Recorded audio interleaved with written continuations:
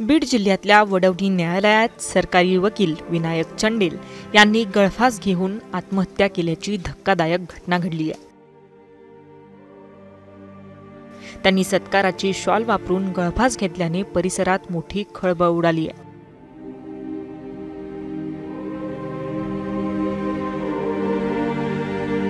आत्महत्येचं नेमकं कारण मात्र स्पष्ट झालेलं नाहीये। विनायक चंडेल हे जानेवारी महिन्यात वडवणीच्या न्यायालयात सरकारी वकील म्हणून रुजू झाले होते। ते सकाळी 10 वाजता न्यायालयात आले आणि आल्यानंतर त्यांनी गळफास घेतला।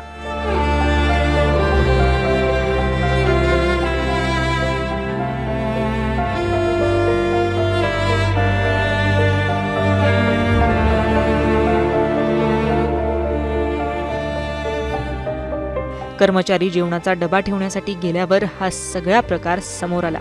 त्यांच्या खिशात एक चिठ्ठी सापडली असून त्यात नक्की काय आहे याची माहिती पोलिसांनी अद्याप दिलेली नाही। या प्रकरणानंतर मयत वकील विनायक चंदेल यांच्या कुटुंबियांनी काय मागणी केली आहे पाहूयात। माझं नाव विश्वजित विनायक चंदेल, मयत व्यक्तीचा मुलगा। माझी एवढीच मागणी शासनाकडे की जी माझ्या वडिलांच्या खिशामध्ये सुसाईड नोट जी सापडली त्या सुसाईड नोटनुसार योग्य ती कारवाई, उच्च पातळीवरली कारवाई, SIT, CBI अशा प्रकारची उच्च पातळीची कारवाई करून मला व माझ्या कुटुंबाला, माझ्या वडिलांना न्याय मिळवून द्यावा।